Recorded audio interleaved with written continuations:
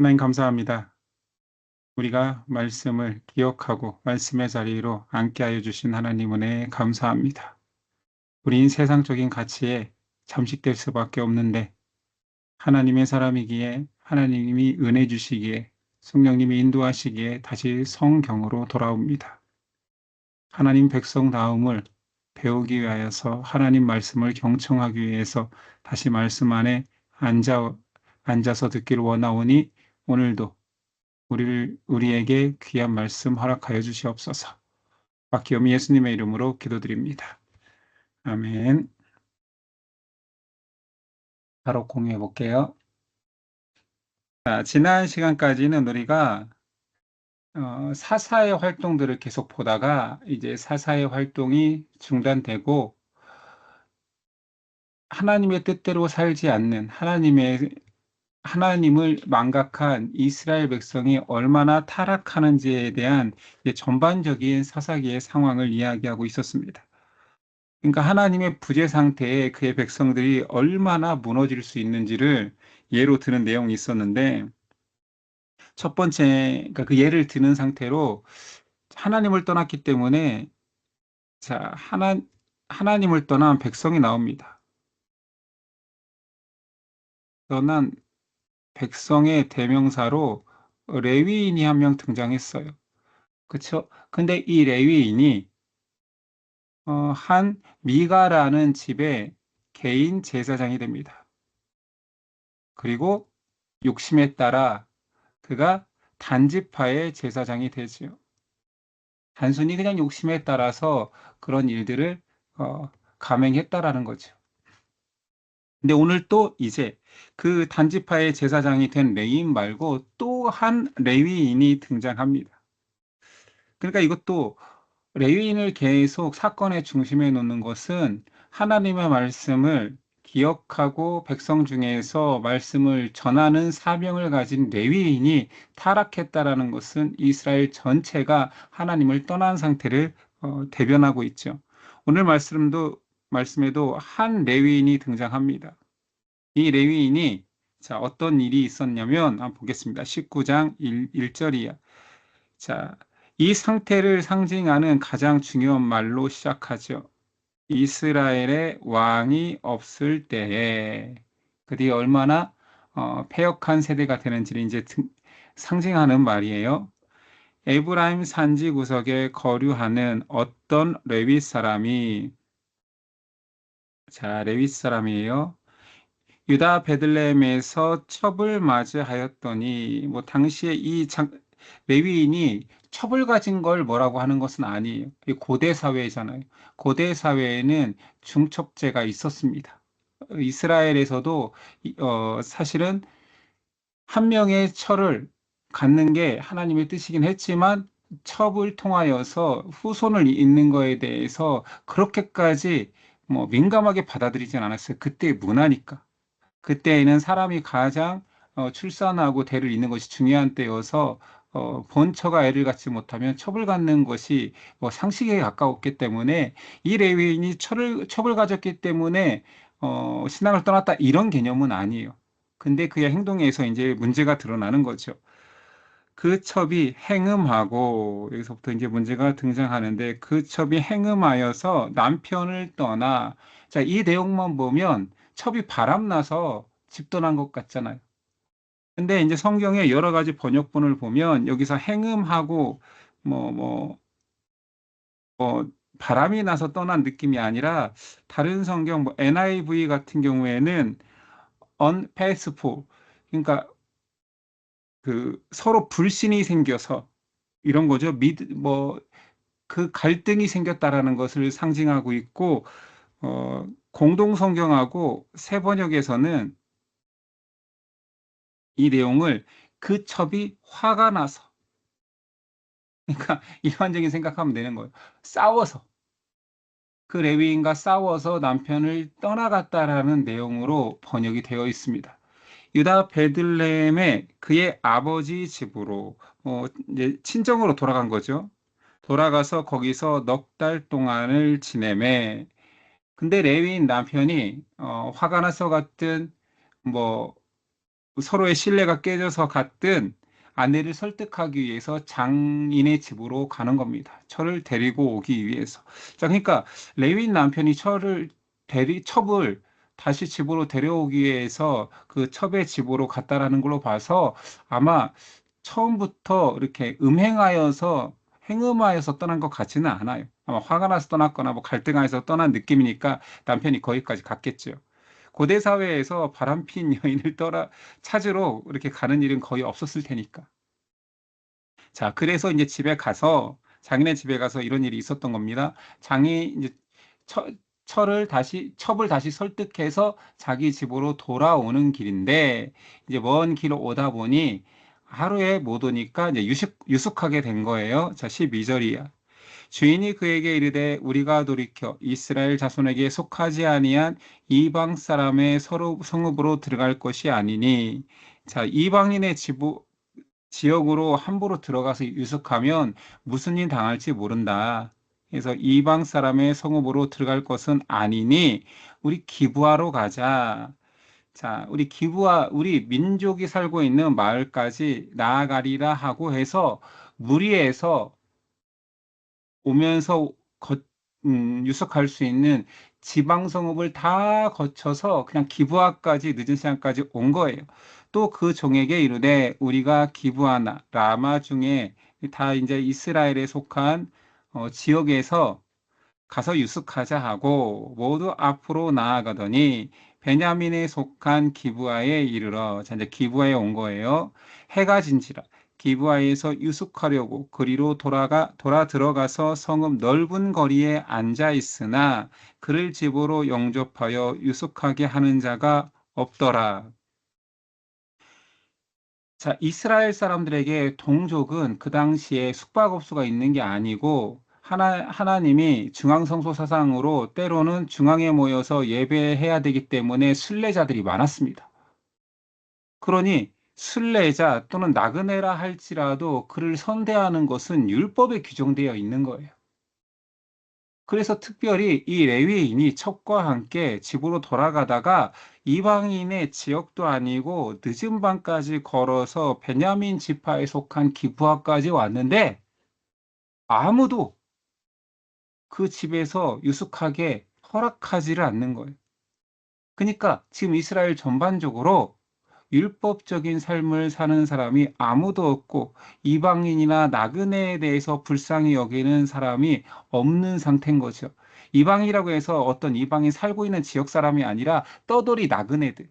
그들이 약한 자에 대해서는 하나님의 율법에 규정했거든요. 레위기에 그 정신이 나옵니다. 레위기 19장 18절. 원수를 갚지 말며 동포를 원망하지 말며 내 이웃 사랑하기를 내 자신같이 사랑하라 나는 여호와니라 하면서 레위에 사람에 대한 법 중에서 고아, 과부, 나그네에 대해서 선대하라고 했는데 동족 레위인이 유숙할 곳을 찾지만 아무도 들여보내주지 않습니다. 그래서 저녁 늦게까지 길거리를 헤매고 있는데 자, 이브아에 사는 한 노인이 밭에서 늦게만큼 들어오다 보니 당황해하는 레위인 그 사람들이 있으니 레위인 그 가족과 식솔들이 있으니 그 집에서 유숙하게 해줍니다. 여기까지는 굉장히 평화로운 일인 거죠. 아무 문제가 없을 것 같은데 문제는 여기서 일어납니다. 자, 기브아 사람들이 오랫동안 유숙할 곳을 찾지 못하고 길거리에서 방황하는 그 가족을 본 거죠. 그리고 한 노인의 집에 들어간 소식도 들었겠지요. 그래서 갑자기 그들이 찾아오는 겁니다. 그들이 마음이 즐겁게 할 때에 그 성읍에 자 마음이 이제 놓이고 한 노인도 알고 봤더니 동양 사람인 거예요. 이 사람도 에브라임 산지 사람인데 여기 이곳에 와서 지냈던 거죠. 그래서 얼마나 마음이 즐거웠겠습니까? 마음이 놓이고 뭐 옛날 고향 얘기도 하고 있는데 갑자기 22절이야.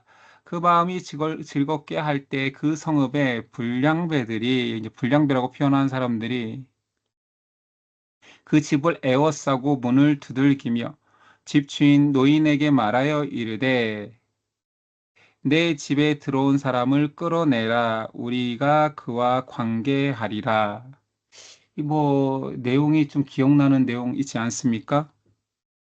창세기 19장에 소돔과 고모라 심판받기 전에 소돔과 고모라의 어, 롯의 집에 두 천사가 방문했을 때 그 소돔과 고모라 사람들이 했던 말하고 똑같죠. 우리가 상관하리라. 이게 무슨 내용인지는 알겠죠. 집주인이 그 사람이 그들에게로 나와 이르되 아니라 내 형제들아 청하노니 이 같은 악행을 저지르지 말라. 자, 만류하고 있습니다. 이 사람이 내 집에 들어왔으니 내가 초청한 내 손님이니 이런 망령된 일을 하지 말라. 그러면서 집주인이 제안하는 것이 좀 황당하긴 하지만 이거는 이제 고대 사회의 이제 모습으로 한번 접근해 보자라는 거예요. 내 처녀와 처녀딸과 이 사람의 첩이 있은즉 내가 그들을 끌어내리니 너희가 그들을 욕보이든지 너희 눈에 좋은 대로 행하되. 사실 이것도 우리 정서상 말이 안 되는 거죠. 한 노인이 괜찮은 사람인 줄 알았더니 아주 상식 이하의 윤리의식을 갖고 있고 여자를 천대하는 마음이 있는 것 같죠. 이것은 그 당시의 문화 속에서 허용된다가 아니라 그나마 괜찮은 사람조차도 윤리의식의 땅바닥에 있는 거예요. 이 사람은 나름대로, 자, 이 노인은 집주인이죠. 집주인은 내 처녀 딸과 이 사람의 첩만 너희가 맘대로 하고 여기 레위인은 내버려 둬라 라고 해서 나름 어, 남자는 보호한 거예요. 나름 최선을 다해서 보호한 거예요. 집주인 입장에서는. 그러니 이런 상황이 되니 무리가 듣지 않았어요. 아니하므로 그 사람은 레위인이겠죠. 자기 첩을 붙잡아 그들에게 밖으로 끌어내매 그들이 그 여자와 관계하였고 밤새도록 그 여자를 능욕하다가 새벽 미명에 놓은지라. 자, 이 레위인도 최선을 다한 거예요. 아, 나한테 선대했던 이 가정에 해를 끼칠 수 없지. 그래서 한다는 행동이 자기 첩을 내어줬습니다. 이것도 손님이 주인을 보호하는 행위라고 볼 수도 있어요. 그런데 문제는 밤새도록 능욕받다가 새벽 미명에 놓아줬으면 아마 진짜 사랑하는 아내였다라면 밤새 잠 못 잤겠지. 근데 아침이 돼서야 떠나려고 밖에 문 나갔더니 아내가 쓰러져 있는 것입니다. 첩이 쓰러져 있는 것입니다. 그때서야 레위인이 분노를 하는 거죠. 이 레위인의 분노도 이 선택적 분노인 거예요. 그렇지 않아요? 어, 아예 정말로 공의가 살아있고 이 불의한 모습에 대항할 거면 첩을 내어줄 것이 아니라 그때 싸웠어야죠. 근데 첩이 죽은 다음에야 어마어마한 이제 와서 분노를 하는 것입니다. 물론 분노에 마땅한 상황이긴 하지만 굉장히 자기 안위는 지키면서 분노하고 있는 거죠. 28절이야. 그게 이르되 일어나라 우리가 떠나가자. 이게 이제 아침에 나와서 떠날 거니까 그 누워있는 여자한테 한 말인 거예요. 하나 아무 대답이 없는지라. 이에 그의 시체를 나귀에 싣고 행하여 자기 곳에 돌아가서 그 집에 이르러서 이제 참 엽기적인 사건이 일어납니다. 칼을 가지고 자기 첩의 시체를 거두어 그 마디를 찍어 12덩이에 나누고 그것을 이스라엘 사방에 두루 보내매. 이 사방은 이해할 수 있겠죠. 말로 표현하기도 좀 끔찍한 일인데 그것을 12개로 나누어서 12지파에게 내가 이런 일을 당했다, 억울하다, 이것을 어떻게 처리해야 되냐라고 호소하기 위해서 보낸 것입니다. 그것을 보는 자가 다 이르되 이스라엘 자손이 애굽 땅에서 올라온 날로부터 오늘까지 이런 일이 일어나지도 아니하였고. 당연하죠. 오늘날까지 이런 일이 일어나지도 아니하였고 보지도 못하였도다. 전무후무한 끔찍한 일이 일어난 거예요. 그래서 이 일에 대해서 이스라엘 전체가 공론화하고 상의하는 이제 일이 벌어집니다. 자, 그것이 이제 19장에서 이제 이스라엘이 이 문제를 어떻게 해결해야 될까에 대한 내용이 나오고 있습니다. 미스바라는 곳에서 이스라엘이 총회가 이루어집니다.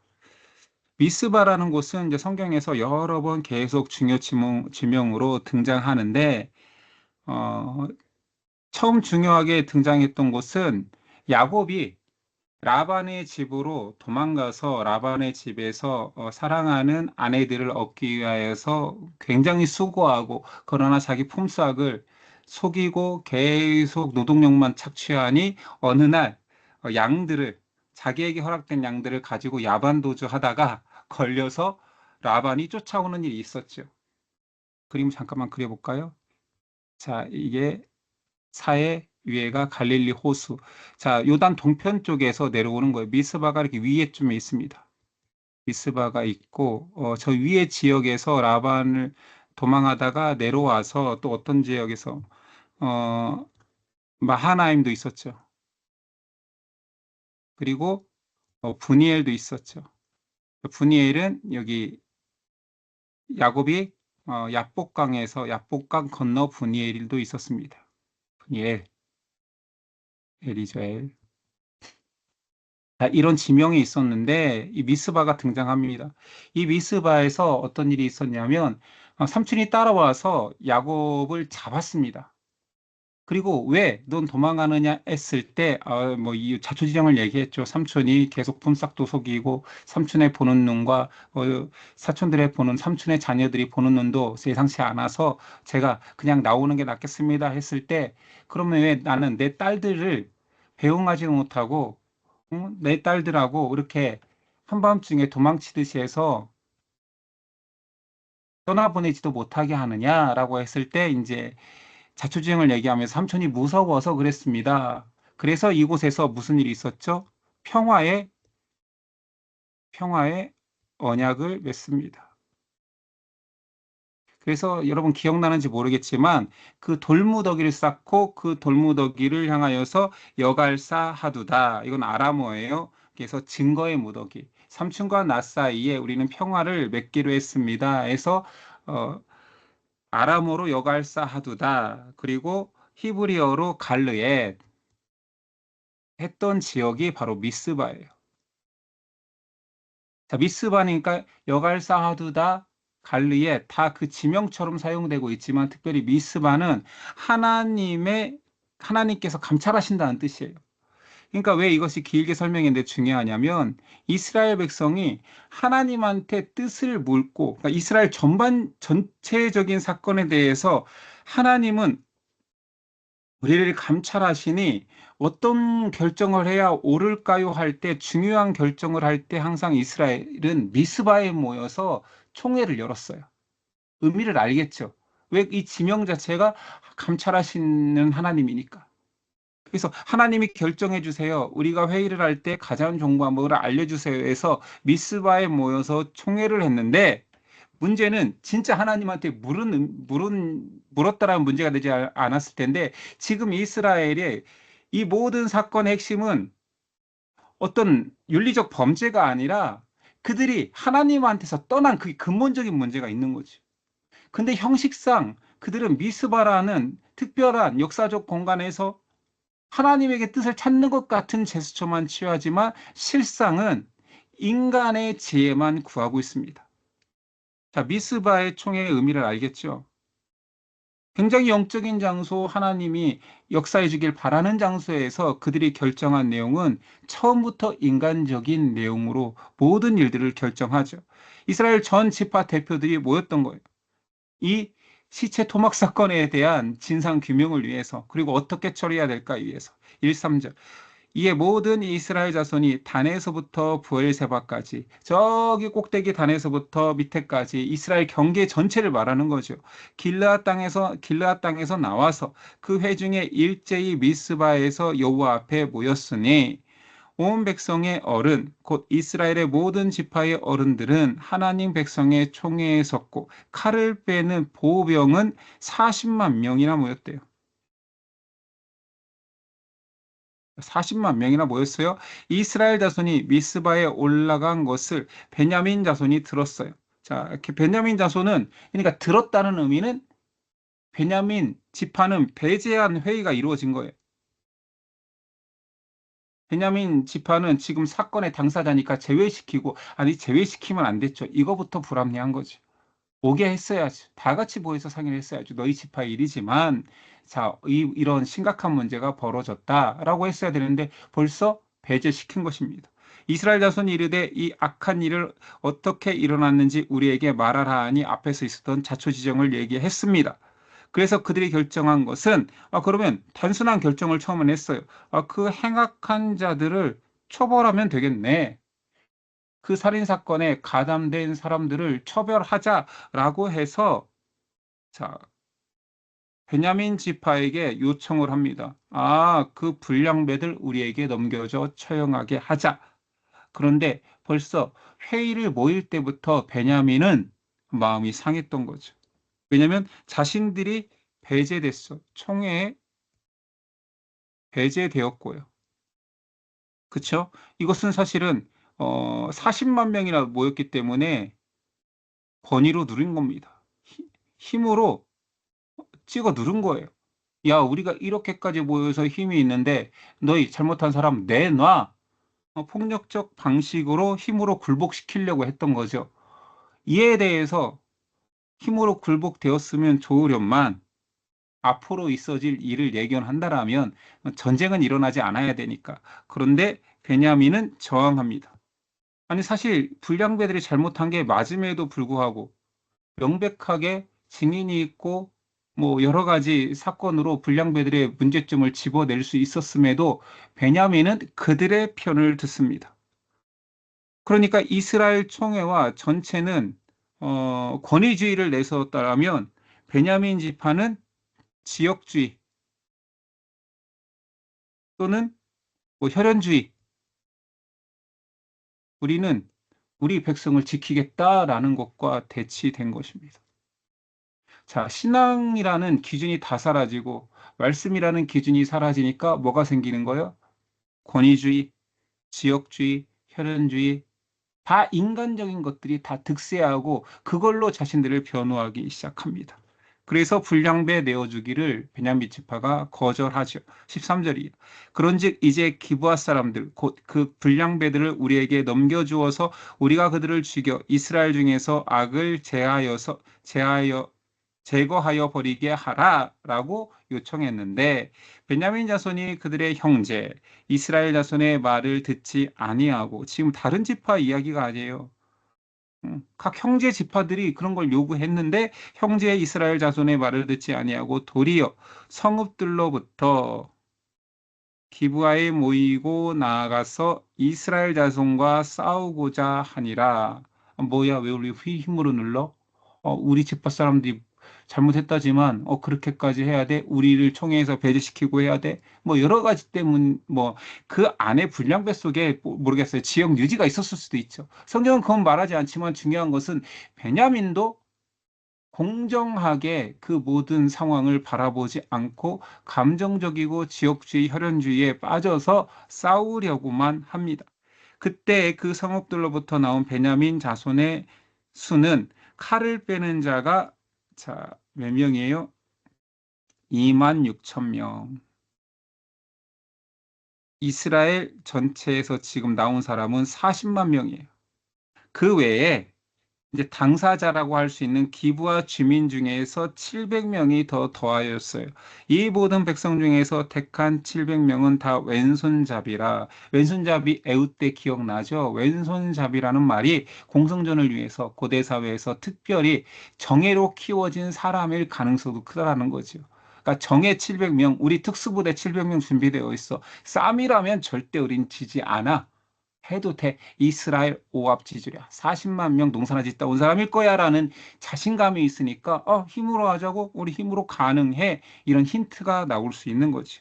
이 모든 백성 중에서 택한 700명은 왼손잡이라 물매로 돌을 던지면 조금도 틀림이 없는 자들이로라. 현대적으로 말하면 이들은 특수부대로라 저격수며 일당백을 할 수 있는 사람이더라. 라고 이렇게 힘자랑을 합니다. 그래서 안타깝게도 이스라엘의 전례 없는 형제라 칭하는 이스라엘의 내전이 시작됩니다. 한 사람의 어, 그 엽기적인 투구에 의해서. 자, 전쟁 규모는 앞에서도 말했지만 연합국은 40만 명, 베냐민 쪽은 기부와 특수부대에 합쳐서 2만 6,700명. 숫자로는 말이 안 되는데 전쟁을 치러요. 누가 이겼을까요? 황당하게도 첫 번째 전쟁에서 이스라엘 연합군이 패합니다. 자그마치 2만 2천 명이 죽습니다. 죽고 나서야 이스라엘 사람들이 하나님께 기도하는 거예요. 물론 1차전 직전에도 하나님 누가 먼저 갈까요? 아, 유다가 먼저 가라. 왠지 하나님의 허락한 전쟁 같은 느낌이었거든요. 잘 보십시오. 자, 1차전을 크게 패하고 이스라엘이 하나님께 다시 나오는 거예요. 23절. 이스라엘 자손이 올라와 여호와 앞에서 저물도록 울고, 자, 시몬은 자, 하나님 앞에서 울었대요. 자, 굉장히 믿음의 전쟁을 치른 것 같잖아요. 또 여호와께 여쭈어 내가 다시 나아가서 내 형제 베냐민 자손과, 이런 말을 쓰지를 말아야죠. 내 형제 베냐민 자손과 싸우리까 하니 여호와께서 말씀하시되 올라가서 치라. 아니, 하나님이 기도하고 울며 불며, 아, 우리 첫 번째 전쟁에 졌어요. 하나님 가라고 했는데 이게 무슨 일입니까? 하면서 다시 울며 불며 우리가 치리이까? 라고 했더니, 그래, 올라가. 했는데 2차전에서 또 이스라엘 연합군이 18,000명이나 또 죽습니다. 아, 이게 웬일입니까? 심각해진 거예요. 그리고 베냐민과 기브와 군인들은 얼마나 의기양양했겠어요. 이스라엘 백성이 이제는 본격적으로 하나님께 매달리기 시작합니다. 베델에 모여서 이번엔 기도만 하는 게 아니라 울기만 하는 게 금식하면서 기도하기 시작하는 것. 26절이에요. 예, 온 이스라엘 자손 모든 백성이 올라가 베델에 이르러 울며 여호와 앞에 앉아서 그 날이 저물도록 금식하며, 하나님 우리가 뭘 잘못했습니까? 번제와 화목제를 여호와께 드리면서까지 다시 이 전쟁을 해야 됩니까? 묻는데, 자, 여기서 잠깐을 짚고 넘어가죠. 하나님이 하라는 전쟁에서 왜 계속 패전하고 있을까요? 하나님께서 전쟁을 허락하신 이유가 뭘까요? 이 성경을 천천히 읽어보면 알겠지만 이스라엘이 다 결정했어요. 벌써 회의 때부터 힘으로 밀어붙이고 우리 뜻대로 안 되면 우리가 칠 거야. 군대를 만들었고 너희 우리한테 굴복하지 않았지? 칠 거야라는 결정을 내리고 하나님 갈까요 말까요 했을 때 하나님은 그냥 가라 하십니다. 어떤 느낌이에요? 니들 마음대로 해. 하나님 갈까요? 그래. 하나님이 너무 무책임하다고요? 아니요. 이 지금 부분의 전제, 큰 전제. 이스라엘에 왕이 없었더니, 왕이 없어서 이루어진 일이에요. 하나님을 왕 삼지 않아요. 이들은 하나님을 허수아비 취급하고 있는 것입니다. 이는 하나님을 의지하는 백성이 아닌 상태고, 이들의 기도는 형식이었던 거죠. 그들이 지금 기도하고 하나님 갈까요? 묻는 것은 자기의 뜻을 합리화하거나 아니면 두려운 마음을 없애달라는 뭔가 확신을 갖기 위한, 자기 확신을 위한 우상 같은 존재로 하나님을 계속 대하고 있는 거예요. 그러니까 현대 기독교인으로 말하면 잘못된 기도의 전형적인 모습을 보이는 거죠. 하나님 이거 할까요 말까요? 마음속에는 지가 다 정해놨어. 그러면서 하나님 이거 해주세요. 가라는 것이죠. 제가 갈 거니까, 할 거니까 확신 주세요. 불안한데 저에게 가라고 해줄 사람이 필요합니다. 목사님한테 상담할 때 하게 해주세요. 허락해 주세요. 이게 떼쓰는 거죠. 그래, 해. 자, 이 말 속에 하나님이 무책임하게 하라는 것이 아니라 중요한 것은 뭐냐면 하나님의 예스는 이 예스를 통한 하나님의 징계가 있다라는 거죠. 이스라엘을 징계하기 위해서 이거 지금 징계받고 있는지도 몰라요. 울며 금식하며 밥 굶으면서 떼쓰고 나 밥도 안 먹을래. 이거 이루어지지 않으면 나 죽을 거야. 나 금식할 거야. 하나님 제가 한 번도 여기 빠지지 않고 새벽부터 번제와 화목제를 드릴 테니 제 기도를 들어주세요 하고 뭐가 달라요? 똑같잖아요. 자기 욕망은 꺾을 생각하지 않고 기도는 하나님 앞에 하나님의 뜻을 묻고 하나님이 노하실 것을 각오하고 하나님이 노하면 다 내려놓을 수 있는 상태인 것이 기도의 응답인 건데 그게 아닌 거예요. 저 싸울 텐데 이길 확신을 주세요 하고 지금 시작된 기도였던 거지. 자, 번제 화목제도 드리고 계속 읽어봅니다. 이스라엘 자손이 여호와께 물으니 자, 계속 물었대요. 굉장히 믿음 좋은 사람, 신실한 사람, 뭐 이스라엘 같아요. 근데 이 말씀의 전제의 시작이 뭐 하나님이 없으니 왕이 없으니 어떤 일이 벌어졌는지 보여주겠다 했는데 하나님께 왕을 지금 모시고 있는 것처럼 행하고 있어요. 위기에 닥치니 자기 합리화를 위해서 왕을 꼭 둔 사람들처럼. 자, 이스라엘 자손이 계속 이런 모습이 보여요. 하나님께 물으니 그때 하나님의 언약궤가 거기 있고, 자, 이것도 우상 메시작이죠. 언약궤도 있고, 자, 우리 전쟁에 더 필요한 거 있어. 하나님이 도우신다는 확신이 더 필요해. 자, 언약궤도 거기 있고, 아렌의 손자인 엘르아셀의 아들 비느하스가 대제사장이 거기 있고, 그 앞에 모시고 섰어요. 이스라엘 자손이 여쭈기를 우리가 다시 나아가 내 형제 베냐민 자손과 싸우리까 말리까 이거부터 물어봤어요. 처음부터 싸울까요 말까요 물어봤으면 하나님이 진실로 그들을 사랑했다라면 싸우면 안 된다 했겠지. 근데 하나님께서 이번에는 그들에게 어떤 확신을 주냐면 여호와께서 이르시되 올라가라 내일은 내가 그를 내 손에 넘겨주리라 하시는지라 한 이후에 실제로 3차전에서는 베냐민 지파 사람들이 전쟁에서 패망합니다. 26,700명이 참전했는데 25,100명이 죽었으니 여기 밑에 나왔네요. 남은 사람은 600명입니다. 몰살당한 거죠. 읽어보겠습니다. 47절이야. 베냐민 사람 600명이 돌이켜 이 살아서 도망친 사람이에요. 광야로 도망하여 림몬 바위에 이르러 거기에서 넉 달 동안을 숨어 지냅니다. 이스라엘 사람이 베냐민 자손에게로 돌아와서 온 성읍과 가축과 만나는 자를 다 칼로 치고 닥치는 성읍은 모두 불살랐더라. 보이십니까? 온 성과 가축과 만나는 자를 다 칼로 치고 닥치는 성읍은 모두 불살랐더라. 이게 무슨 행위예요? 이방인을 가나안 땅을 진멸할 때의 모습입니다.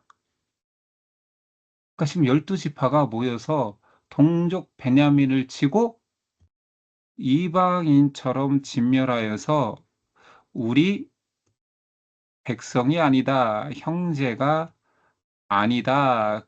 만나는 모든 부녀자나 아이나 뭐 젖먹이 할 것 없이 진멸하고 성읍을 다 불태워 버렸습니다.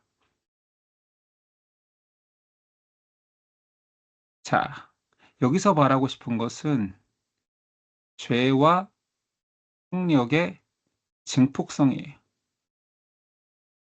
자, 레위인 첩으로 시작된 사건이 뭐 열두 토막이라는 아주 끔찍한 행위를 정당화하면서 내 신원을 풀어달라 해서 이스라엘 전체의 내전으로 번집니다. 그리고 결국 한 지파가 멸망당하지. 그럴 일이었어요. 자, 21장까지 하면 다음 장은 사실은 뭐 한 장밖에 남지 않았는데 이 내용의 뭐 결론만 하면 너무 내용은 적어서 할 수는 있지만 이 다음 장하고 마지막 결론까지 총 사사기에 대한 내용도 결론 짓고 전체 장 제목도 한 번에 외워보고 하기 위해서 한 장을 남겨두겠습니다. 중요한 거, 오늘 내용에서 중요한 것은, 하나님을 떠난 사람 근본 자체가 얼마나, 어, 악해질 수 있는지. 한 개인의 사건이지만 그 사건으로 파생된 그 죄의 위력은, 증폭성이 얼마나 하나님의 백성을 자청하는 사람들의 죄에 큰 집단화되는지, 그리고 그 일로 인하여서 전쟁에 참여하였던 베냐민 남성뿐만 아니라 그 베냐민 온 지파 사람들을 학살하는 일까지 벌어져서 이스라엘에서 베냐민 지파가 거의 사라져버리는 이 결과까지 나왔습니다. 그리고 21장에는 다시 정신 차리고, 우리가 하나님이 세우신 12지파 중에 하나를 우리 손으로 없앨 뻔했네 라고 그때서야 경각심을 느끼고, 이 600명을 위해서 하는 짓거리가 얼마나 처참한지, 사람이 꾀를 내어서 지혜를 내어서 사람을 살린다고 하는 그 방식이 얼마나 사람을 더 많이 죽이는 일을 저지르는지, 이제 끝 죄의 끝판왕이 나오는 거예요, 21장에. 지금까지만 해도 너무 놀라운데 21장에는 마지막 이스라엘의 처참한 상황이 등장합니다. 그건 다음 시간에 하기로 하고요. 자, 오늘 장제목 한번 볼까요? 패드가 바뀌는 바람에 제가 정신도 없고 지금 버벅거리기도 하고. 자, 우리 장제목 오늘 내용을 한번 보도록 할게요. 지난 시간 내용부터 오늘까지 삼손의 이야기가 끝난 다음부터, 자, 레위인 2명을 통하여서 하나님을 떠난 이스라엘의 처참한 상황, 하나님의 믿음을 상징하는, 그리고 그것을 고수하고 48성읍에 골고루 퍼져서 이스라엘이 하나님의 말씀을 떠나지 않고 제사의 일을 돕게 하는 레위인들의 타락상 두 사람을 통하여서 보여줬습니다.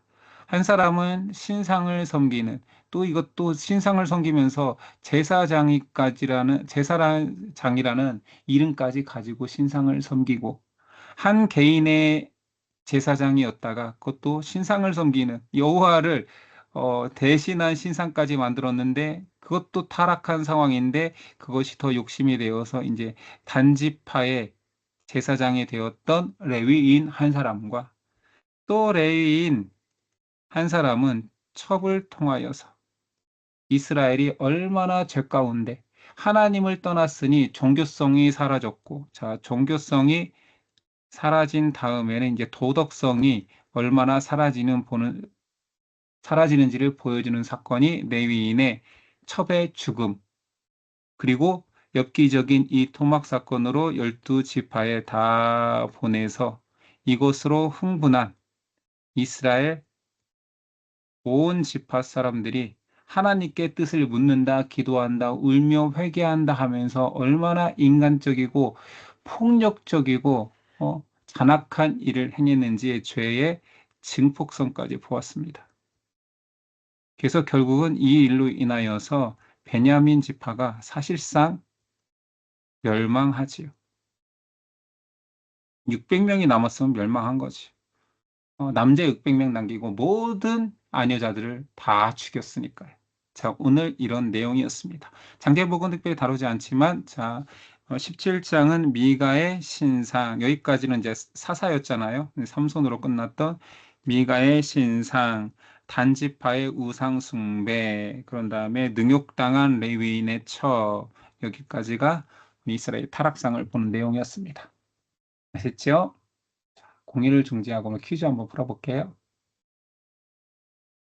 이제 마이크를 켜시고 한번 답해 보시기 바랍니다. 레위 사람이 자기 첩을 데리고 오다가 유숙한 곳은 어디입니까? 기부와요. 예, 지역 어느 지파?